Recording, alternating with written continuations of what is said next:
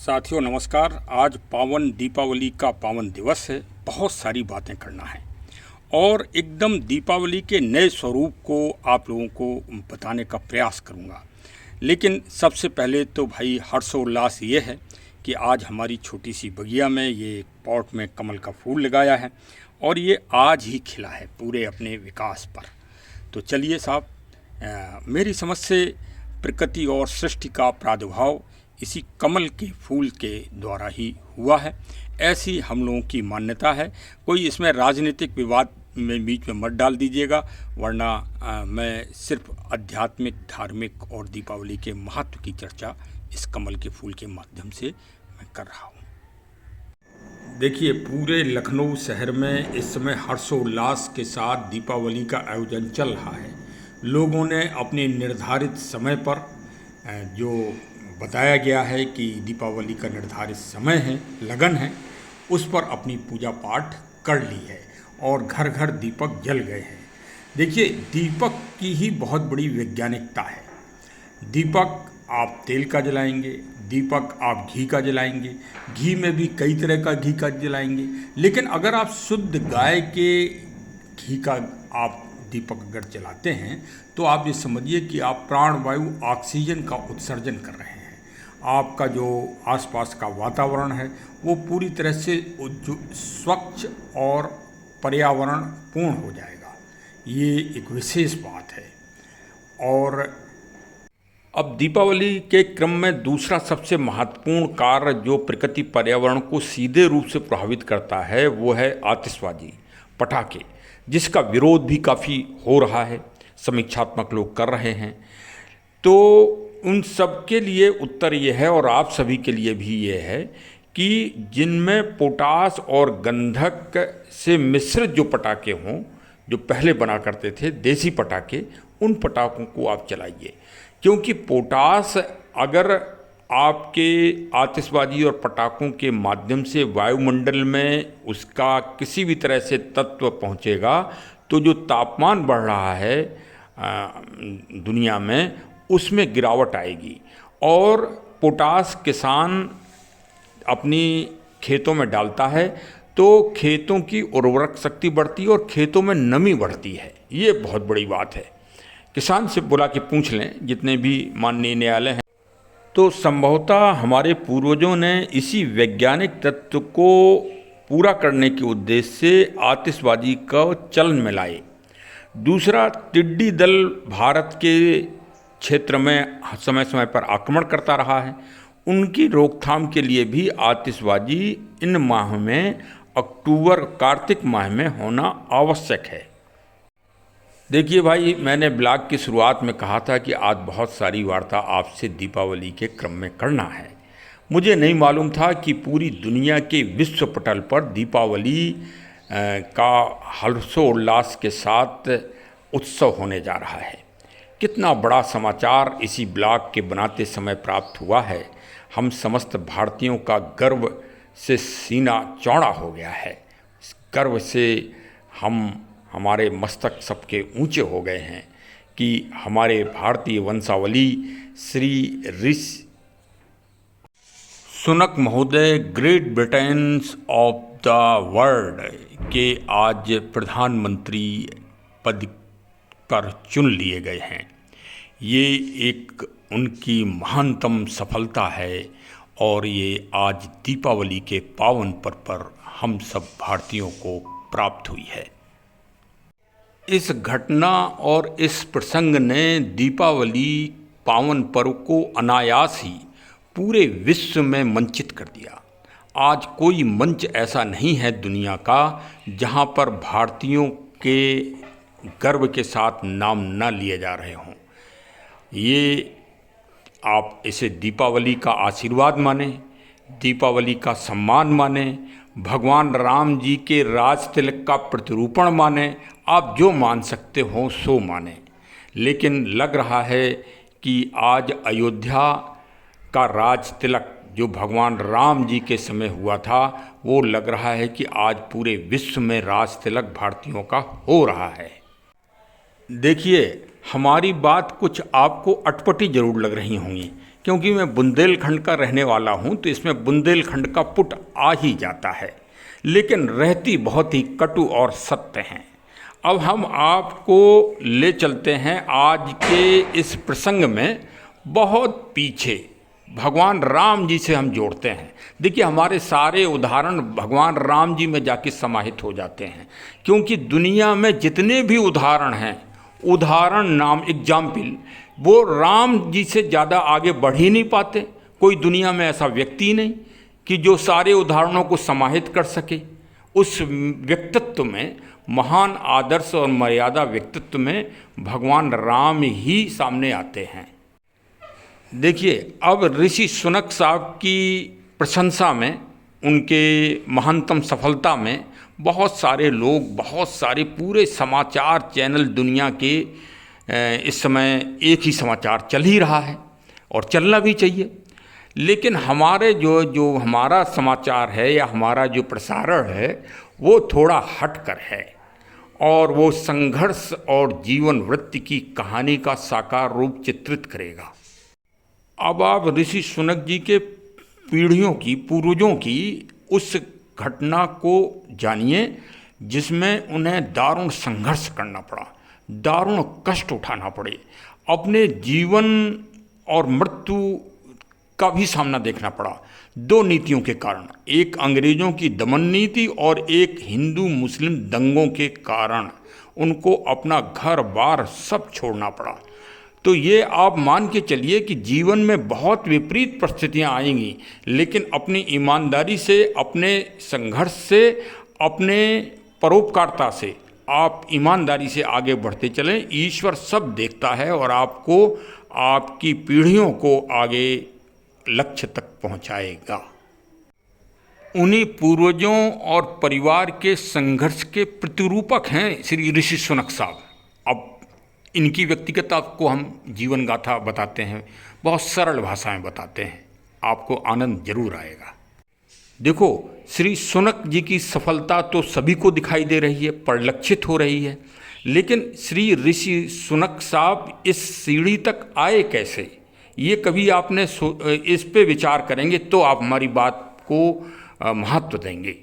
देखिए, ऋषिराज सुनक जी की तीसरी पीढ़ी में, मतलब जो उनके बाबा थे श्री रामदास साहब, अब तो जुड़ गए ना आप राम जी से, अब तो बच नहीं पाए, क्योंकि रामदास जी उनके बाबा जी का नाम था।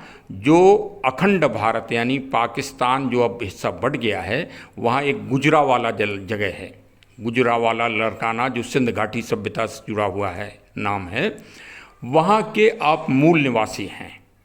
और संघर्ष की कहानी आप सुनते चलिए तो आप ये पाएंगे कि संघर्ष में जो व्यक्ति विपरीत परिस्थितियों में सफल होता है वही सुनक हैं, ऋषि सुनक। जो विपरीत से विपरीत परिस्थितियों में सफलता का झंडा गाड़े वही ऋषि सुनक साहब हैं। और जो विपरीत परिस्थितियों में, दूसरा जो सबसे बड़ा उदाहरण है, जो विपरीत परिस्थितियों में अकेले जाके फतेह हो, वो भगवान प्रभु श्री राम जी ही हैं। सन 1935 में अंग्रेज़ों का दमन चक्र चल रहा था और अंग्रेज़ों ने भारत में दीपावली के दिन ही ये दमन चक्र किया था। 1935 में 1935 इंडियन एक्ट बनाया गया था और उसका विरोध हो रहा था पूरे अखंड भारत में, और उसी में उनकी नीतियों के कारण हिंदू मुस्लिम दंगे भारत में पनप गए थे। मतलब भारत का मतलब पाकिस्तान, कोई पाकिस्तान अलग थोड़ी है। और तो वहाँ दंगे भड़क गए, और दंगे भड़क जाने के कारण श्री रामदास सुनक साहब को अपना जीवन वहाँ पर अस्थिर लगा। तो वो बेचारे अपने परिवार को छोड़कर केन्या चले गए। वो भी अंग्रेज़ों की गवर्नमेंट, अंग्रेज़ों की नीतियाँ चल रही थीं। केन्या में व्यापार के उद्देश्य से भारतीयों को भेजा जा रहा था, उसमें वो अकेले चले गए और अपने परिवार को दिल्ली भेज दिया, पूरे बाबा दादी और जो थे, और अपनी पत्नी श्रीमती सुहागवती जी को दिल्ली भेज दिया। भारत से केन्या जाते समय उनके पास सिर्फ 3 चीज़ें थीं। एक तो परिवार की दुख भरी स्थिति चिंतनी, और दूसरे मानसिक रूप से भगवान प्रभु श्री राम और पवन पुत्र श्री हनुमान जी का स्मरण, और तीसरी जो भौतिक चीज़ थी उनके पास वो श्री रामचरितमानस जी का गुटखा। बस इतनी कुल पूंजी थी। और चौथी चीज़ थी उनके पास टिकट और 2 कपड़े और 2 दिन के खाने का इंतजाम। इस पीड़ा के साथ वो केन्या पहुंच गए। लेकिन किसको मालूम था कि एक दिन उनका पौत्र नाती उस देश का प्रधानमंत्री बनेगा जिसका सूर्य कभी इस पृथ्वी मंडल में डूबता नहीं था। आज वो देश डूबने के कगार पर है आर्थिक स्थिति में। तब भारतीय श्री सुनक साहब उसकी कमान को, उसकी लगाम को अपने कंधों से उठाने का प्रयास करने में जुट गए हैं। श्री सुनक जी की पूज्य माता जी का नाम ऊषा सुनक है, जो बहुत ही एक्टिव हैं और वो फार्मेसी चलाया करती हैं। अब तो यद्यपि फार्मेसी का कार्य बंद हो गया है और सामूहिक परिवार के साथ सुनक साहब अपने भाइयों भतीजों के साथ वहाँ पर स्थापित हैं, इस्टेब्लिश हैं। श्री सुनक जी जो ग्रेट ब्रिटेन के प्रधानमंत्री बन रहे हैं वो अपने दादा की तीसरी पीढ़ी हैं। मतलब भगवान राम जी की जो तीसरी पीढ़ी थी, भगवान राम जी के जो बाबा जी थे वो राजा रघु जी थे। रघु, जिनका पूरे ब्रह्मांड में उनका नाम था। तो जहाँ राजा रघु और जहाँ श्री रामदास जी ऐसे महान पूर्वज होंगे, वहीं ऐसे वंश में ऐसे पुत्र पैदा होंगे जो दुनिया के प्रधानमंत्री बनेंगे, जो ग्रेट ब्रिटेन के प्रधानमंत्री बनने जा रहे हैं। ये कहानी है। तो कितना बड़ा पारिवारिक राज भी इसमें छिपा हुआ है, पारिवारिक सफलताएं छिपी हुई हैं, एक विचारधारा और एक संस्कृति के रहस्य छिपे हुए हैं। अब आप देखना, अभी डिबेट होगी, अभी इसमें अल्पसंख्यक और दुनिया भर के शब्द भी जोड़ दिए जाएंगे कि इंग्लैंड ब्रिटेन वासी कितने बड़े वो हैं साधुवाद कि उन्होंने एक अल्पसंख्यक को भारत अपने देश का प्रधानमंत्री बना रहे हैं। अल्पसंख्यक ये सब संकीर्ण विचारधाराएं हैं। वो अपनी योग्यता से बन रहे हैं, अपने बुद्धि चातुर्य बल से बन रहे हैं, अपने कर्म से यहाँ तक पहुँचे हैं, अपनी ईमानदारी से पहुँचे हैं। आज से 44 डे पहले यदि चुनाव न हुआ होता ग्रेट ब्रिटेन में और उनको बना दिया गया होता तो मैं मान लेता कि हाँ, उनको उनके प्रति वरीयता रखी गई। अरे उन्होंने संघर्ष किया 44 दिन में। जो उनका सबसे बड़ा संघर्ष ये है कि उन्होंने अपने प्रतिद्वंदी जो प्रधानमंत्री बनी थी, ये कोई भी व्यक्ति की कभी बुराई नहीं की, अपने मुंह से किसी संगठन की बुराई नहीं की, अपने किसी भी विरोधी के विरुद्ध कोई टिप्पणी व्यक्ति नहीं की। वो तो सिर्फ ईमानदारी से अपना काम करते रहे। यही भारतीय संस्कृति है और दीपावली हमें यही महान संस्कृति की शिक्षा देती है। भगवान राम ने भी अपने प्रबल शत्रु रावण का कभी विरोध नहीं किया अपने मुंह से। उन्होंने रावण को हमेशा अच्छा ही कहा। यही श्री सुनक जी, ऋषि सुनक जी ने भी, ये बिल्कुल प्रतिरूपण हैं दोनों लोगों की अगर आप कहानी सुनेंगे। और ये दीपावली को देखो साकार हो रही, छोटा मोटा राज तिलक है ये आज की तारीख में। अरे 300 साल पूरा देश, इतना बड़ा भारत महान देश, उनका गुलाम रहा है। आप ये समझिए, आज के दिन सारी गुलामी पूरी दुनिया से समाप्त हो गई और ये स्पष्ट हो गया कि भारत की जो सनातन महान संस्कृति है वही दुनिया में सफल होगी। आज ग्रेट ब्रिटेन में भी आज अमेरिका में भी राष्ट्रपति महोदय बाइडेन साहब दीपावली का हर्षोल्लास के साथ उत्सव मना रहे हैं और उन्हीं ने सबसे पहले संबोधन किया कि श्री ऋषि सुनक जी इंग्लैंड के प्रधानमंत्री हो गए हैं। पूरी दुनिया में भारत के प्रधानमंत्री नरेंद्र मोदी जी ने अपना आशीर्वादमयी मतलब ट्विटर करके मैसेज दिया है, बधाई का, शुभकामनाओं का। चलिए हमारे छोटे से चैनल की तरफ से भी उनको कोटि कोटि बधाई। हमारे भारतीय युवा अभी तक विभिन्न अंतर्राष्ट्रीय कंपनियों में CEO के महानतम पदों पर आरूढ़ थे और पूरे देश में इस बात की चर्चा होती थी, पूरे विश्व में। आज तो पूरा दीपावली के पावन पर्व पर पूरे विश्व में दीपावली का हर्षोल्लास ही हो गया है। वास्तव में ये एक बहुत बड़ी राजनीतिक, सामाजिक, आर्थिक दृष्टि से इंग्लैंड इस समय आर्थिक दृष्टि की महान विपदा से गुजर रहा है। उसको देखिए, ऋषि सुनक जी अपने क्योंकि दादाजी श्री रामदास साहब अकाउंटेंट रहे हैं, वित्त का महत्तम कार्य उन्होंने किया है, वही गुण, वही जीन्स श्री सुनक साहब में भी आ गए हैं और इनसे अच्छा वित्त मंत्री अभी तक ग्रेट ब्रिटेन में नहीं हुआ है। ये उसी की जनता का वही के जनता का ये एक स्नेह उनको प्राप्त हुआ है और उनकी योग्यता का ये उनको फल प्राप्त हुआ है।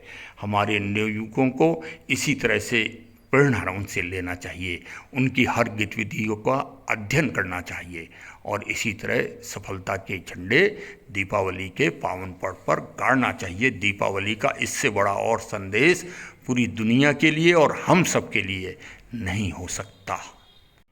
उनकी व्यक्तिगत जीवन शैली का अगर आप बचपन से परिशीलन करेंगे, मनन करेंगे, चिंतन करेंगे तो पाएंगे कि वो शुरू से ही बड़े मेधावी और सामाजिक और मनोवैज्ञानिक वृत्ति के बच्चे थे।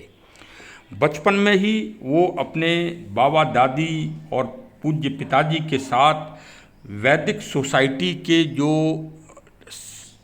साउथर्टन में जो मंदिर है जिससे वो अभी भी जुड़े हुए हैं, वहाँ बचपन में बाल क्रीड़ा में वो विभिन्न तरह के मतलब रूप भगवान के बना के और उनका चरित्र चित्रण किया करते थे और बाल विकास समिति से जुड़े थे। बाल विकास समिति के हर आयोजन में वो खुलकर भाग लेते थे। उन्होंने वहाँ पर रोटी और खाना बनाना भी सीखा और सामाजिक गतिविधियों में आनंद लिया। वही उनकी बहुमुखी प्रतिभा का या बहुमुखी व्यक्तित्व का एक आज एक अंग बना, एक प्रारूप बना और एक मार्गदर्शन उनको मिला वहाँ से और आज वो दुनिया के सर्वोत्तम पदों में से जो एक पद है और वो भी कांटों भरा ताज, विपरीत परिस्थितियों में इंग्लैंड की, ब्रिटेन की विपन्न मई स्थिति में वो इस समय वहाँ के प्रधानमंत्री चुनौतीपूर्ण कार्य करने के लिए का दायित्व अपने ऊपर उठा रहे हैं। भारी सफलता उनके व्यक्तित्व के आधार पर ही उनको प्राप्त हुई है। इसीलिए प्रत्येक परिवार के मुखियाओं को अपने बच्चों को इसी तरह से प्रारंभ से ही बहुमुखी प्रतिभा का एक प्रेरणा लेकर एक अच्छी परवरिश करना ही चाहिए। श्री ऋषि सुनक साहब को पर्यावरण और जलवायु से भी असीम स्नेह है। ऐसा पिछले सम्मेलनों में उन्होंने जो भाग लिया उसमें उनकी विचारधारा स्पष्ट हुई थी। अब आगे चलकर भी वो प्रकृति पर्यावरण के लिए अब पूरे विश्व में भी अपना मार्गदर्शन समय समय पर देंगे। हमारे चैनल के लिए ये एक बहुत ही खुशी की बात है कि एक पर्यावरण व जलवायु के संरक्षण वाले नवयुवक जिनकी उम्र अभी सिर्फ 42 ईयर्स है, वो एक प्रधानमंत्री के रूप में विश्व को प्राप्त हो रहे हैं और ज़रूर ही वो भारत के प्रधानमंत्री जी के साथ मिलकर और संयुक्त राष्ट्र संघ जी के महासचिव साहब के साथ मिलकर अभी अगले ही माह में जो होने जा रहा महासम्मेलन है उसमें प्रकृति पर्यावरण और जलवायु संरक्षण के लिए एक अच्छा वातावरण तैयार करेंगे, जो दीपावली का मूल उद्देश्य है। दीपावली एक आध्यात्मिक और धार्मिक त्यौहार ही नहीं बल्कि एक जीवन जीने की और जलवायु पर्यावरण और प्रकृति पेड़ पौधों की रक्षा का भी एक महान संदेश देती है दीपावली। और दीपावली से जुड़े अन्य त्यौहार जैसे गोवर्धन जी की पूजा, अभी नवमी आंवले की पूजा, एकादशी जी का व्रत आदि जितने भी इस बीच में नवरात्रि से लेके अभी तक जो हवन क्रिया हुई और जो जवारे और जौ बोए गए वो सब सकारात्मक और पॉजिटिविटी के एक नमूने हैं।